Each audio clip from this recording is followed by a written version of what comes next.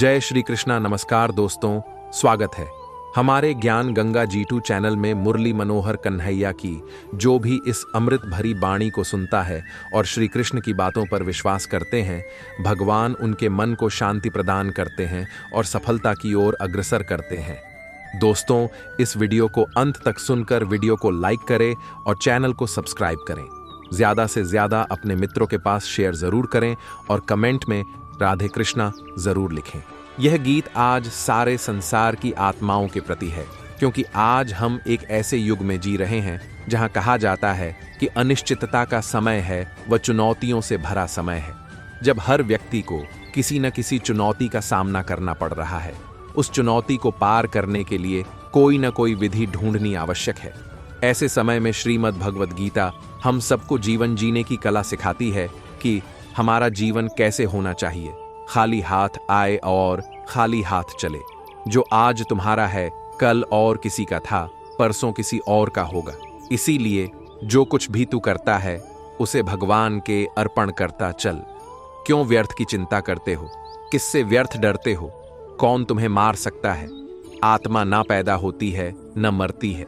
जो हुआ वह अच्छा हुआ, जो हो रहा है वह अच्छा हो रहा है, जो होगा वह भी अच्छा ही होगा। तुम भूत का पश्चाताप न करो, भविष्य की चिंता न करो। वर्तमान चल रहा है, तुम्हारा क्या गया जो तुम रोते हो? तुम क्या लाए थे जो तुमने खो दिया? तुमने क्या पैदा किया था जो नाश हो गया? न तुम कुछ लेकर आए, जो लिया यहीं से लिया, जो दिया यहीं पर दिया, जो लिया इसी भगवान से लिया, जो दिया इसी को दिया। खाली हाथ आए और खाली हाथ चले। जो आज तुम्हारा है कल और किसी का था, परसों किसी और का होगा। तुम इसे अपना समझकर मग्न हो रहे हो। बस यही प्रसन्नता तुम्हारे दुखों का कारण है। परिवर्तन संसार का नियम है। जिसे तुम मृत्यु समझते हो वही तो जीवन है। एक क्षण में तुम करोड़ों के स्वामी बन जाते हो, दूसरे ही क्षण में तुम दरिद्र हो जाते हो। मेरा तेरा, छोटा बड़ा, अपना पराया मन से मिटा दो, फिर सब तुम्हारा है, तुम सबके हो। न यह शरीर तुम्हारा है न तुम शरीर के हो। यह अग्नि, जल, वायु, पृथ्वी, आकाश से बना है और इसी में मिल जाएगा। परंतु आत्मा स्थिर है। फिर तुम क्या हो? तुम अपने आप को भगवान के अर्पित करो। यही सबसे उत्तम सहारा है। जो इसके सहारे को जानता है वह भय, चिंता, शोक से सर्वदा मुक्त है। जो कुछ भी तू करता है उसे भगवान के अर्पण करता चल। ऐसा करने से सदा जीवन मुक्त का आनंद अनुभव करेगा। श्रीमद् भगवद गीता महाभारत के युद्ध से प्रकट हुई है। दो प्रकृतियां आपस में टकराती हैं तो गीता रूपी ज्ञान का उदय होता है।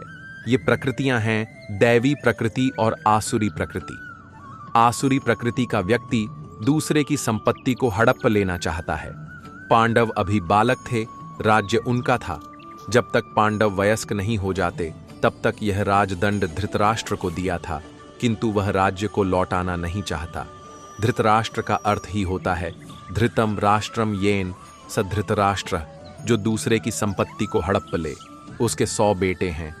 उनके पास भले ही आंखें हैं पर विवेक की आंखें नहीं है। वे भी अंधे के समान आचरण करते हैं। भगवान श्री कृष्ण समझाते हैं कि राज्य पांडवों का है, उसे वापस लौटा दो।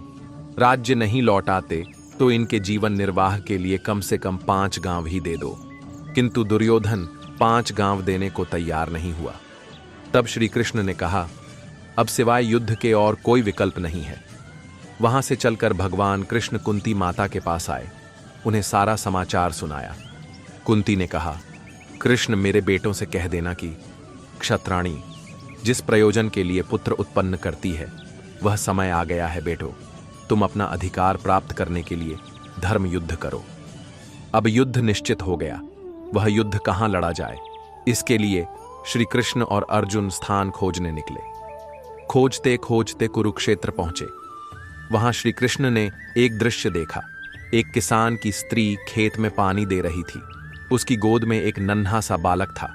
पानी में प्रवाह था, बार बार मेड़ टूट जाती थी। उस महिला ने उस बालक को पानी रोकने के लिए मेड़ में रख दिया। श्री कृष्ण इस दृश्य को देख रहे थे। उन्होंने कहा, अर्जुन, यह भूमि युद्ध के लिए उपयुक्त है। यहां मोह माया के लिए कोई स्थान नहीं है। अब लड़ाई का स्थान निश्चित हो गया। दोनों ओर की सेना लड़ने को आमने सामने हुई। अर्जुन के सारथी श्री कृष्ण बने।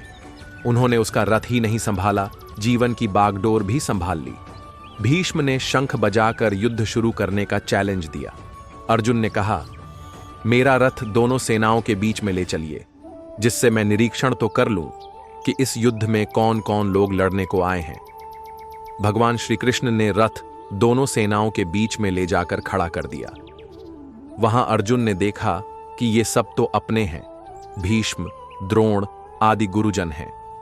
मैं तुच्छ राज्य के लिए इनसे युद्ध करूं, इनकी छाती में छेद कर दूं, यह मुझसे नहीं हो सकेगा। इससे तो भीख मांगकर जीना अच्छा है। पर भगवान ने उसे समझाया कि अर्जुन, तू विचार कर, यहां कोई मरता नहीं है, कोई मारता नहीं है। 4 बातों को याद रखो। 1. आत्मा मारने से कभी मरती नहीं है। 2. शरीर समय आने पर बचता नहीं है। 3. मनुष्य को अपने धर्म का पालन करना चाहिए। 4. शाश्वत सत्य को समझना चाहिए। आत्मा सत्य चित आनंद स्वरूप है। यदि किसी को अपनी सत्ता का ज्ञान हो जाए तो मौत का भय नहीं रहता। यदि यह ज्ञान हो जाए कि मैं चेतन आत्मा हूं तो जड़ता निकल जाती है, और यदि यह बोध हो जाए कि मैं आनंद स्वरूप हूं तो मनुष्य कभी दुखी नहीं होता। उस आनंद स्वरूप को जानने के लिए इंद्रियां, मन बुद्धि का संयम करना चाहिए। यद्यपि मन चंचल है, पर बार बार अभ्यास करने से यह वश में हो जाता है। साथ में वैराग्य भी होना चाहिए। मन के एकाग्र होने पर उसमें से ज्ञान की एक लपट निकलती है जो अज्ञान के पर्दे को जला देती है। तो उस समय मन की दशा बिना वायु के स्थान में रखे हुए दीपक की लपट के समान होती है। ज्ञान की लपट अज्ञान को जला देती है। मोह और अज्ञान मिट जाए तो मनुष्य को अपने स्वरूप की जानकारी हो जाती है। अपने स्वरूप को पहचान लेना ही गीता के अध्ययन का प्रयोजन है। संशय से बाहर निकलकर कर्म को पहचानने वाला व्यक्ति ही सर्वश्रेष्ठ कहलाता है। योगियों की यही पहचान होती है कि उनकी इंद्रियां उनके अधीन होती हैं। भयमुक्त होता है वह प्राणी जो परमात्मा की इच्छा को अपने लिए आदेश मानकर चलता है। चिंताओं की चिता को दाग वही प्राणी देता है जो पूर्णतः मन भाव से स्थिर हो जाता है। सच्ची श्रद्धा और परमात्मा के प्रति समर्पण तभी सफल माना जाता है जब उसमें कोई शंका न हो। जीवन में अपने पथ से भटकने वाला व्यक्ति कभी भी परमात्मा की प्राप्ति नहीं कर सकता, फिर चाहे वह कितना भी कुछ क्यों न कर ले। भय के होने पर मन की स्थिति भयानक हो जाती है। वीर वही है जो कर्म ज्ञान का अनुसरण करता हो। सृष्टि में हर जीव के हृदय में नारायण का ही वास है। मनुष्य को चाहिए कि वह अपने भीतर के नारायण का स्वरूप जाने। जब कभी भी सृष्टि पापियों के पाप से आतंकित होती है, तब नारायण इस धरती पर धर्म बचाने, सृष्टि की संस्कृति, ज्ञान और मानवता के संरक्षण के लिए अवतार लेते हैं। परमात्मा की लीलाओं को जिसने शून्य होकर जान लिया, उसने जीवन के अनंत ज्ञान की प्राप्ति कर ली। राजसी, तामसी और सात्विक के आधार पर ही मानव के गुण, प्रकृति और व्यवहार का निर्धारण होता है।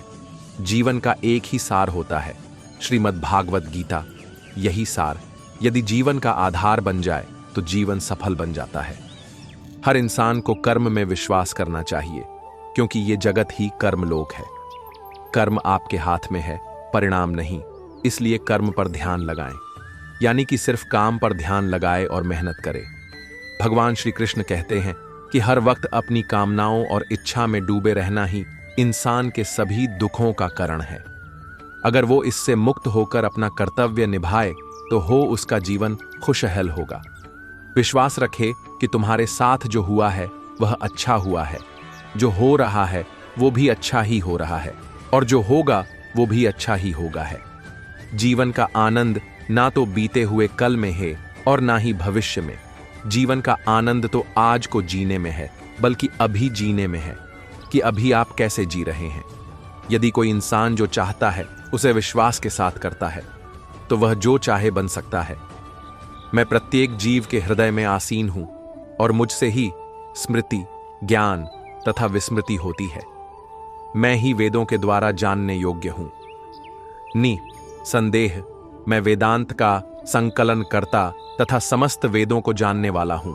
श्री कृष्ण कहते हैं कि सदैव मेरा चिंतन करो, मेरे भक्त बनो, मेरी पूजा करो और मुझे नमस्कार करो। इस प्रकार तुम निश्चित रूप से मेरे पास आओगे, मैं तुम्हें वचन देता हूं, क्योंकि तुम मेरे परम प्रिय मित्र हो। मृत्यु के समय जीव द्वारा विकसित की गई चेतना उसे दूसरे शरीर में ले जाती है।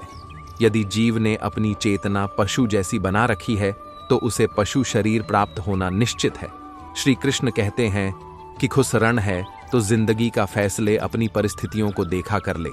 दुनिया को देखकर जो फैसले लेते हैं वह दुखी ही रहते हैं। श्री कृष्ण कहते हैं कि कोई कुछ भी कहे, बस आपने आप को संत रखे, क्योंकि सूरज की किरणें कितने भी तेज क्यों ना हो, समुद्र सूखा नहीं करते। मन अंधा होता है, इसके पास कोई ज्ञान नहीं होता। मन कुछ नहीं जानता, ना सही और ना ही गलत और ना ही सही, मार्गदर्शन करता है। इसलिए आप अंधे मन की बातें मानकर जरूरी कामों को टालना बंद करें। आप हमेशा अपनी बुद्धि से काम लीजिए, मन से नहीं, क्योंकि अंधा मन हमेशा आपको जरूरी कामों को करने से रोक देता है। श्री कृष्ण कहते हैं कि मन से सोचे कार्यों को मुंह से बाहर मत निकालो। जिस प्रकार किसी गुप्त मंत्र की रक्षा करते हैं, उसी प्रकार अपने बड्ढे लक्ष्य को मन में रखकर उसकी रक्षा करो। गुप्त रहकर उस काम को करो और तभी बोलो जब काम पूरा हो जाए, क्योंकि अधिकतर लोग अपनी तकलीफ से दुखी नहीं हैं, जितना दूसरों की तरक्की देखकर दुखी है। श्री कृष्ण कहते हैं कि जब भी कोई बड्ढी बात बड्ढे लक्ष्य की हो, केवल उन बातों को उन लोगों से बांटे जो उस बातों को अपने भीतर बचाकर रखने का हौसला रखते हो। यदि कभी आर्थिक स्थिति कमजोर हो जाए, यदि कभी बड्ढा नुकसान हो जाए, यदि कभी सब कुछ चोरों हो जाए, उस बात को अपने अंदर बचाकर रख लेना। अपनी कमजोर आर्थिक स्थिति की जानकारी अपने मित्रों को या रिश्तेदारों को मत देना। सहानुभूति पाने के लिए 4 आंसू मत गिरना, क्योंकि याद रखिए, अंदर भले ही काम हो लेकिन बाहर पूरा दम हो। क्योंकि यदि लोगों को पता चल जाएगा कि आपके पास पैसों की कमी है, आर्थिक स्थिति की दिक्कत है, वह अपना पैसा आपके व्यवहार से निकाल लेंगे। समय से पहले आप खत्म हो जाएंगे, क्योंकि ये प्रकृति का नियम है, जिसके पास पैसा है उसे ही पैसा मिलता है, और पैसा पाने के लिए पैसा दिखना पर DDDHता है। श्री कृष्ण कहते हैं कि एक बात हमेशा याद रखें, पहले तो किसी मित्र पर विश्वास न करें। यदि आपके आसपास ऐसे कोई लोग हैं जिनकी जीवन शैली लगातार नकारात्मक कार्यों में लिप्त है, वो कितने भी गरीब दोस्त क्यों ना हो, आज नहीं तो कल आपको नुकसान जरूर पहुंचाएंगे। श्री कृष्ण कहते हैं कि आपकी जिंदगी में कुछ नहीं बदलेगा जब तक आप खुद को नहीं बादलोगे। मुंह पर सच बोल देने और गुस्सा कर लेने वाले लोग उन लोगों से करोड़ों गुना बेहतर है जो आपके सामने कुछ और है और पीठ पीछे कुछ और है। कौवा कोयल की आवाज को दबा सकता है, मगर खुद की आवाज मधुर नहीं कर सकता। उसी तरह निंदा करने वाले व्यक्ति सज्जन को बदनाम कर सकता है, मगर खुद को सज्जन नहीं बना सकता। अगर अकेलापन है तो उसे एक वरदान समझे, क्योंकि परमात्मा ने तुम्हें खुद में सुधार लाने का थोड़ा अधिक समय दे दिया है। अकेले रहने का आनंद लेना सीखे, क्योंकि कोई भी आपके साथ हमेशा के लिए साथ नहीं रहेगा। उन्हें छोड़ डिडाच देना उचित है जो आपके होने का मूल्य नहीं जानते। यदि जगत में प्रत्येक काम मनुष्य द्वारा संभव होता तो मेरा अस्तित्व ही नहीं होता। जहां से तुम्हारे रत्नों का अंत होता है, वहीं से मेरा अर्थात ईश्वर का कार्य प्रारंभ होता है। कामयाब इंसान खुश रहे या ना रहे, खुश रहने वाला इंसान कामयाब जरूर हो जाता है। श्री कृष्ण कहते हैं कि बच्चा क्या खाएगा, क्या पिएगा, क्या पहने, इसका ध्यान बच्चा नहीं, उसकी माँ रखती है। हमें क्या देना है और क्या नहीं देना है स्वयं भगवान देखते हैं। मन एक सेवक, सुंदर सेवक और खतरनाक स्वामी है। जीवन मनुष्य के जीवन केवल उसके कर्म पर चलता है। जैसे कर्म होते हैं वैसे ही उसका जीवन होता है। खोकर पाने का अलग मजा है, रो रो कर हंसने का मजा ही कुछ और है। हारना तो जिंदगी का हिस्सा होता है, लेकिन हारने के बाद जीतने का मजा ही कुछ और होता है। अच्छा बनने के लिए किसी का नकल करने का जरूरत नहीं, खुद इतना अच्छा बनो कि लोग आपकी नकल करने लगे। अगर कोई आपसे मांगे तो दे दिया करो, क्योंकि भगवान ने आपको देने वालों में रखा है, मांगने वालों ने नहीं। अच्छे वक्त को देखने के लिए बुरे वक्त को झेलना पड्डी डेशता है। सेवा सबकी करो, लेकिन आशा किसी का मत रखो, क्योंकि सेवा का असली मूल्य भगवान ही देता है। हमेशा अपनी नजर उस चीज पर रखे जिसे तुम पाना चाहते हो, उस पर नहीं जिसे तुम खो चुके हो। अन्न और जल से बढ़कर कोई दान नहीं, और माता पिता से बढ़कर कोई देवता नहीं। जिंदगी का सबसे बड़ा गुरु मंत्र यही है, अपने राज्य किसी को ना बताए। जरूरत से ज्यादा इज्जत और समय देने पर लोग आपको गिरा हुआ समझने लगते हैं। कभी पीठ पीछे आपकी बात हो रही हो तो घबराना मत, क्योंकि बात उन्हीं की होती है जिनमें कोई बात होती है। याद रखना, सफलता कभी मांगने से नहीं मिलती, मांगने से केवल भीख मिलती है। सफलता पाने के लिए तुम्हें खुद मेहनत करनी पड़ेगी। छोटी छोटी गलतियों से बचने का प्रयास करो, क्योंकि इंसान ठोकरे पहाड़ों से नहीं बल्कि छोटी छोटी पत्थरों से खाता है। अपनी गलती माने बिना आप कभी भी बेहतर इंसान नहीं बन पाओगे। देना शुरू कर दो, आना खुद ही शुरू हो जाएगा, इज्जत भी और दौलत भी। अहंकार में डूबे इंसान को ना तो खुद की गलतियां दिखाई देती है और ना ही दूसरों की अच्छाई दिखाई देती है। जीवन में जितना कठिन परिस्थितियां आएगी उतना ही आप मजबूत बनते जाओगे, और जितना आप मजबूत बनते जाओगे जिंदगी उतनी ही आसान होती जाएगी। यही जिंदगी का नियम है। याद रखना, अपमान का बदला लड़ाई करके नहीं, सामने वाले से अधिक सफल होकर लिया जा सकता है। अगर बुरा करने का ख्याल आए तो उसे कल पर टाले, और अच्छा करने का ख्याल आए तो उसे आज जी कर डालो।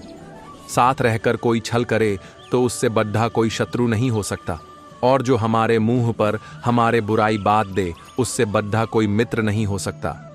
याद रहे, साफ साफ बोलने वाला कैडी देवा जरूर होता है, मगर विश्वासघाती नहीं त्याग दो अपने बुरे कल को, क्योंकि उसका प्रभाव आने वाले कल को दूषित कर देगा। जिंदगी जीने के दो तरीके हैं, एक तो जो पसंद है उसे हासिल करो, और दूसरा जो हासिल है उसे तुम पसंद करना सीख लो।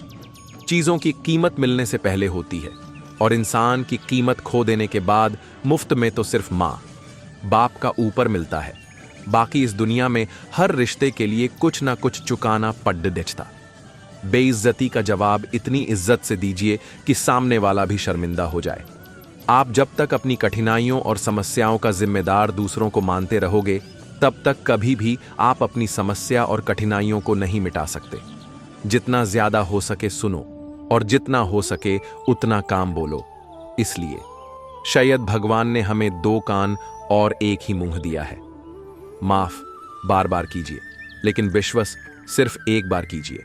जिंदगी में कभी भी किसी को इतना महत्व मत दो कि वह तुम्हारे चेहरे से मुस्कान ही छीन ले। अपने जीवन की समस्याएं किसी के साथ साझा मत कीजिए, क्योंकि 80% लोगों को उससे कोई फर्क नहीं पड़ता। बाकी 20% लोग खुश होंगे कि आपके जीवन में यह समस्याएं हैं। कामयाबी तो सिर्फ वही हासिल करता है जो वक्त और हालातों पर रोया नहीं करते।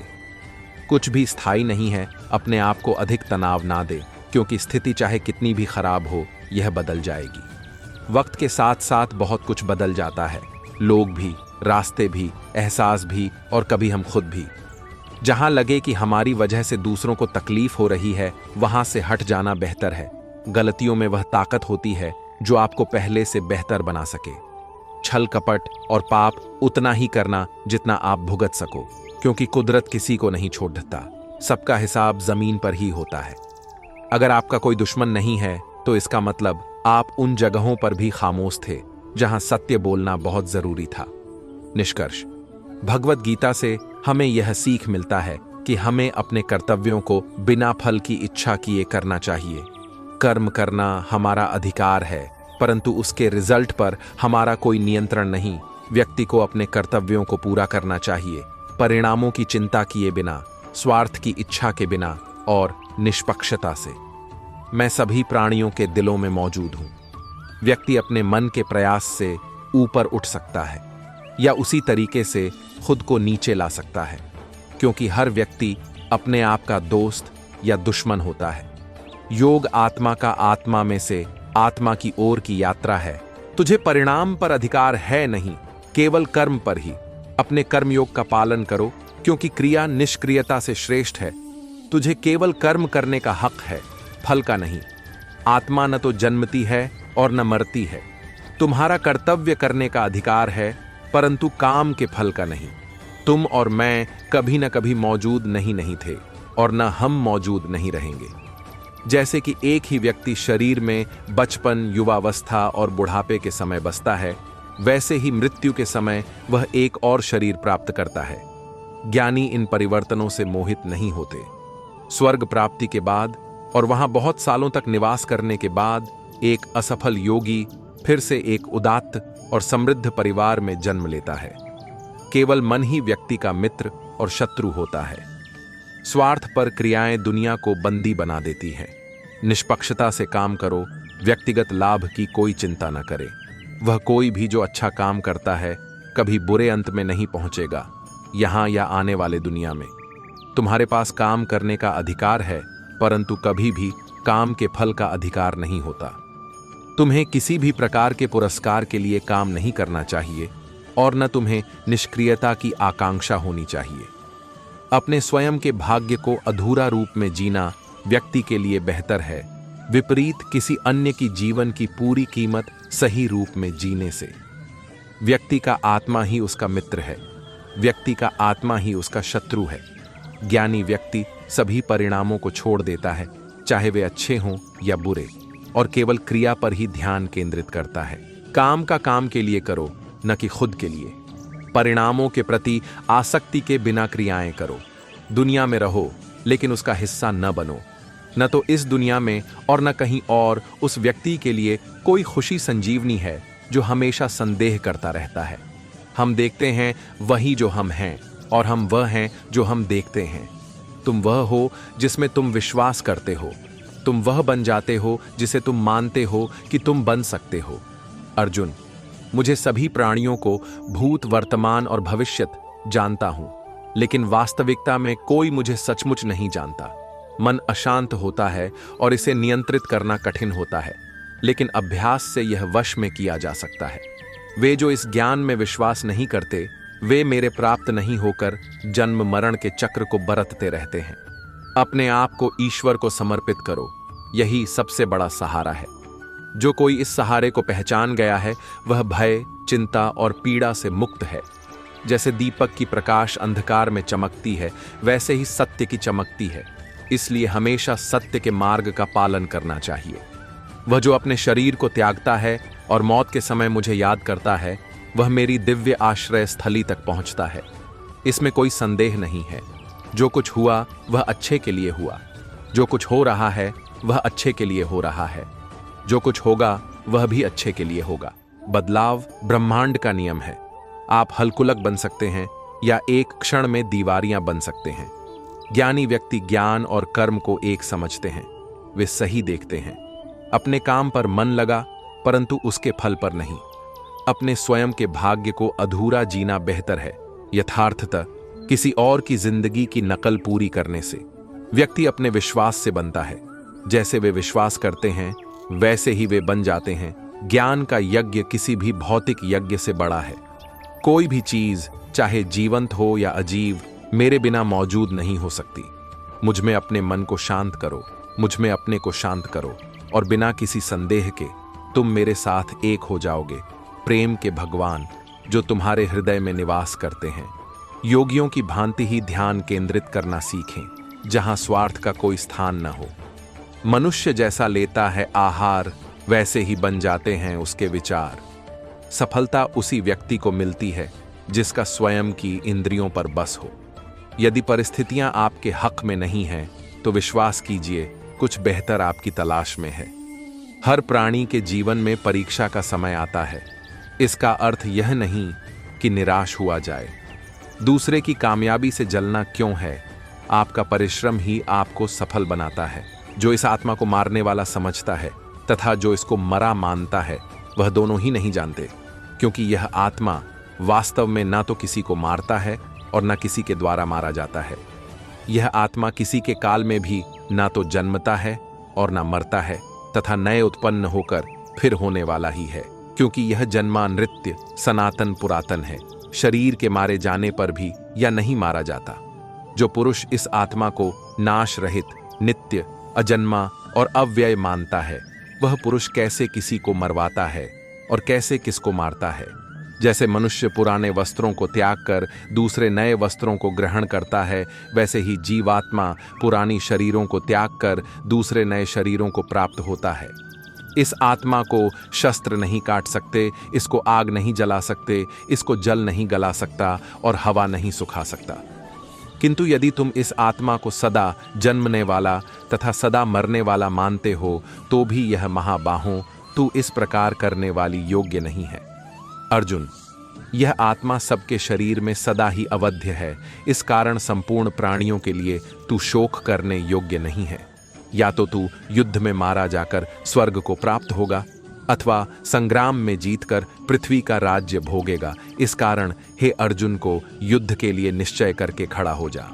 जय पराजय, लाभ हानि और सुख दुख को समान समझकर उसके बाद युद्ध के लिए तैयार हो जाओ।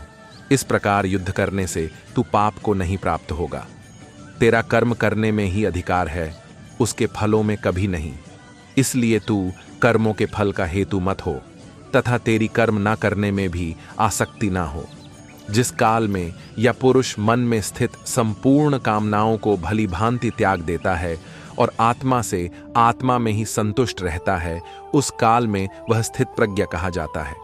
दुखों की प्राप्ति होने पर भी जिसके मन में उद्वेग नहीं होता, सुखों की प्राप्ति में जो सर्वथा निस्पृह है तथा जिसके राग, भय और क्रोध नष्ट हो गए हैं, ऐसा मुनि स्थिर बुद्धि कहा जाता है। सपनों की राह में बाधाएं आती हैं, लेकिन उन्हें पार करने का मजा ही कुछ और है।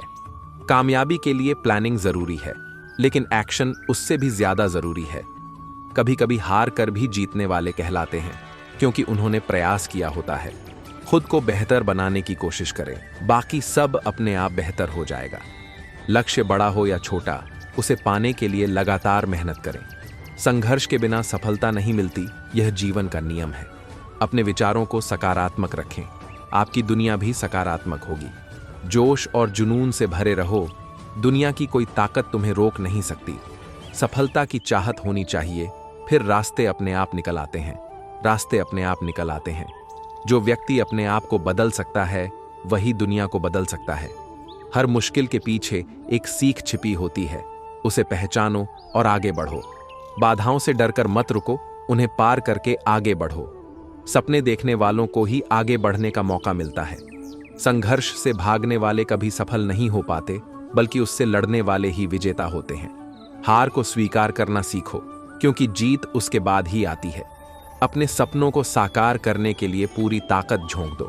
किस्मत बदलने का सबसे अच्छा तरीका है मेहनत और धैर्य। जीवन में कोई भी सफलता स्थायी नहीं होती, इसे बनाए रखने के लिए मेहनत जरूरी है। खुद को प्रेरित करने का सबसे अच्छा तरीका है अपने सपनों को याद रखना। हर दिन कुछ नया सीखने का प्रयास करें, यही जीवन की असली सफलता है।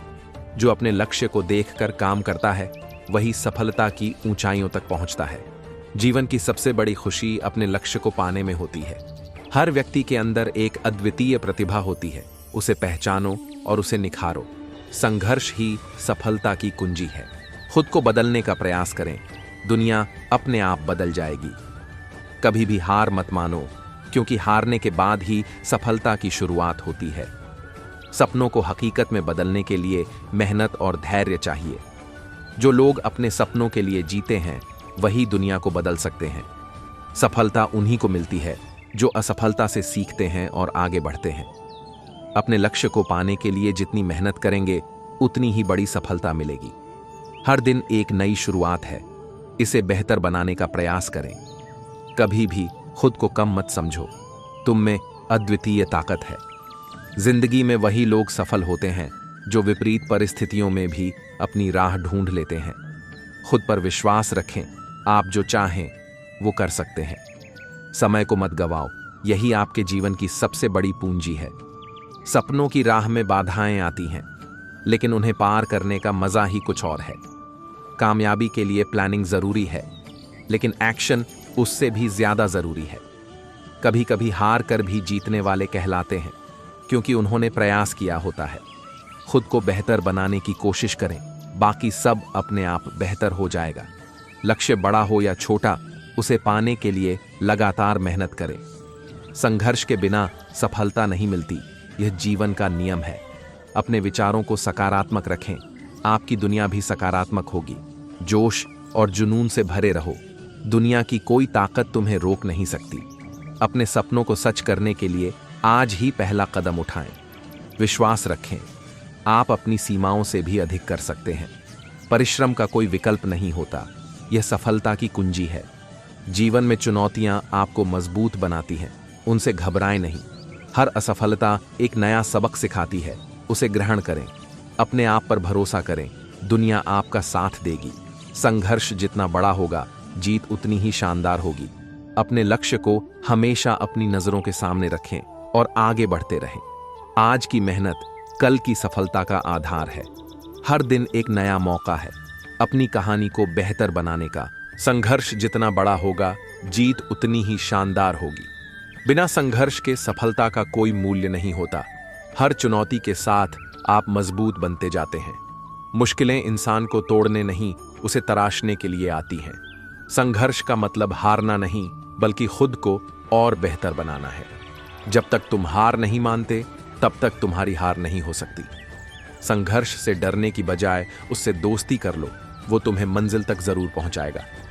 जिसने संघर्ष करना सीख लिया, वो हर मुश्किल को पार कर लेता है। असली जीत वही है जो मुश्किलों से निकलकर हासिल की जाती है। संघर्ष से मिली सफलता सबसे खास होती है, क्योंकि इसमें मेहनत की महक होती है। जब दुनिया तुम्हारे खिलाफ हो, तो समझ लेना तुम सही रास्ते पर हो। जिंदगी में कठिनाइयां इसलिए नहीं आती कि आप हार जाएं, बल्कि इसलिए आती हैं ताकि आप खुद को साबित कर सकें। सफलता की राह में ठोकरें खाकर गिरना आम है, लेकिन हर बार उठ खड़ा होना असली जीत है। जीवन एक किताब की तरह है, हर दिन एक नया पन्ना होता है। कुछ दिन सुखद होते हैं और कुछ दिन संघर्षमय।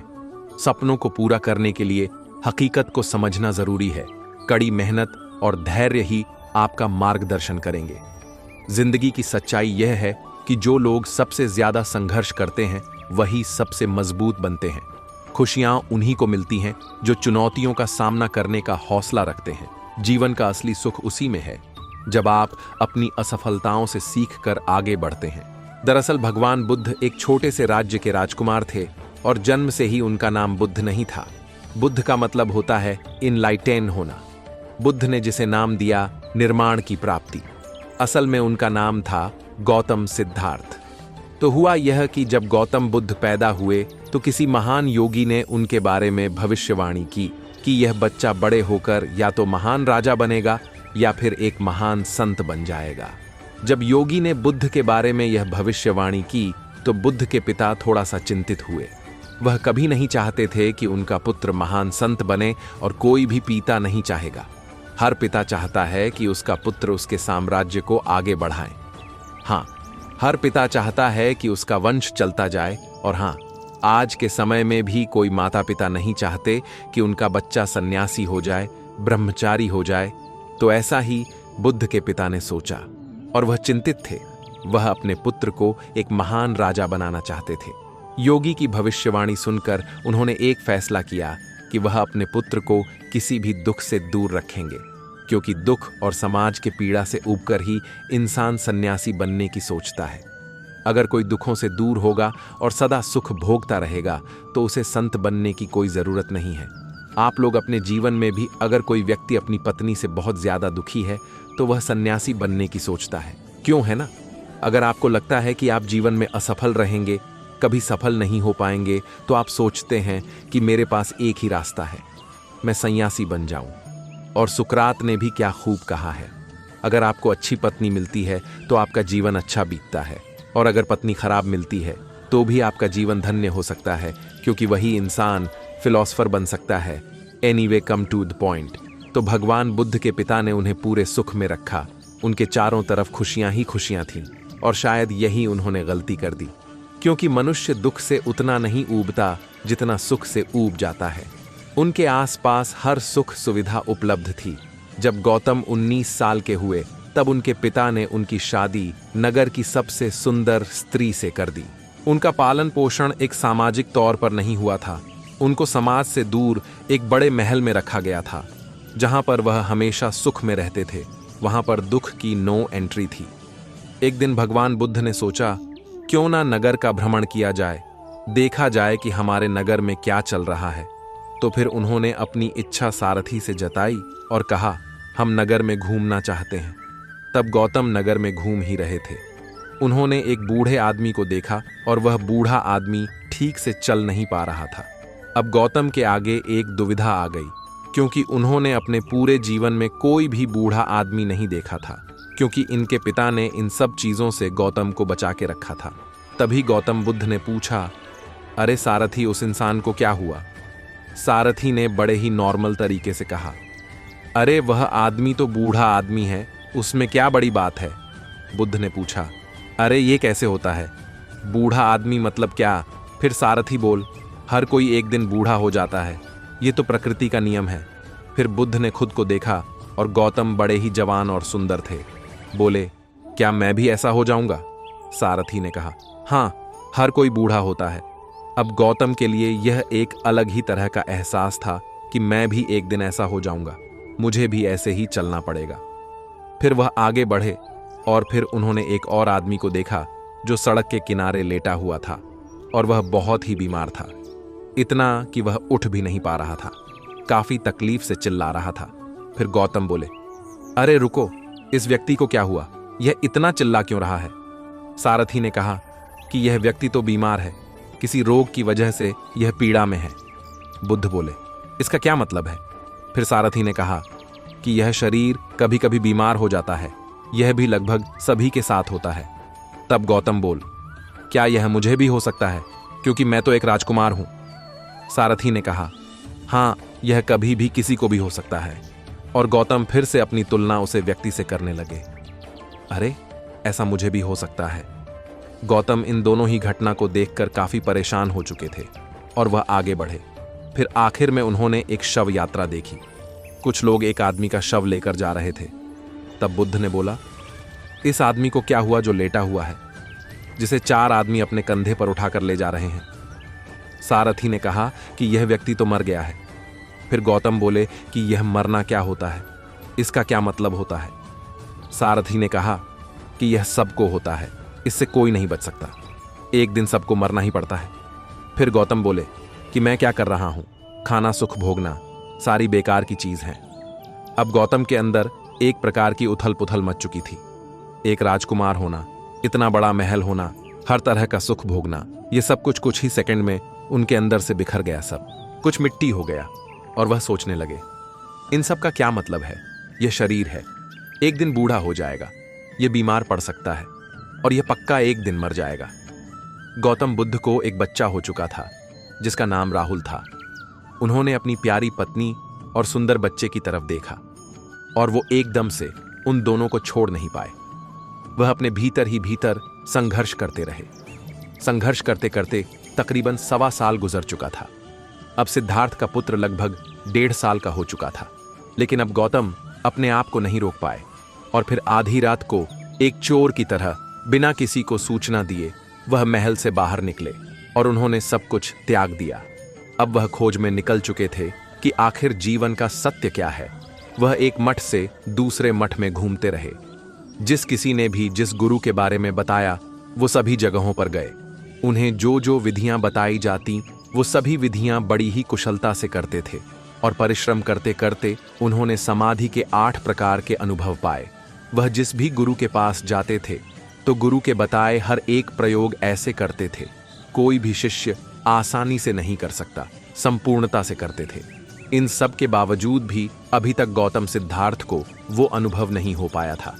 आखिर में गुरु भी उनके आगे हार जाते थे और कहते थे कि मैंने भी अब तक यही जान पाया है, इससे ज्यादा तो मुझे भी नहीं पता है, अब तुम आगे की यात्रा स्वयं करो। फिर वह कठोर तपस्या में लग गए। उन्होंने अपना भोजन तक छोड़ दिया और गौतम सिद्धार्थ एक राजकुमार थे और वह शारीरिक रूप से काफी मजबूत थे। एक लंबा चौड़ा शरीर था जो सूख कर कांटे की तरह हो गया था। अब उनका शरीर बिल्कुल कमजोर पड़ चुका था। हड्डियों के अलावा उनके शरीर में कुछ भी नहीं दिख रहा था और वह उस कमजोर शरीर के साथ एक नदी के पास पहुंचे जिसका नाम निरंजना नदी था। और फिर गौतम सिद्धार्थ उस नदी में उतरे। जैसे तैसे गौतम सिद्धार्थ उस नदी में आधे रास्ते तक तो चले गए, लेकिन उनका कमजोर शरीर उनका साथ छोड़ रहा था। उनमें बिल्कुल भी शक्ति नहीं बची हुई थी। फिर उस नदी में एक पेड़ की टहनी यानी सूखी डाल थी। उन्होंने उस डाल को पकड़ लिया। गौतम सिद्धार्थ अब तक हार नहीं मान रहे थे क्योंकि वह भीतर से कमजोर नहीं थे। उस डाल को पकड़े पकड़े उनके दिमाग में कई सारे सवाल चल रहे थे कि मैं जिस चीज के लिए मेहनत कर रहा हूं आखिर वह है क्या। मैं जगह जगह घूम रहा हूं, पता नहीं मैंने कितने प्रयोग किया, कितनी सारी चीज सीखी, आखिर वह है क्या जो मैं खोज रहा हूं। तब जाकर उन्हें एहसास हुआ कि वह कुछ नहीं है, यह जीवन ही सब कुछ है।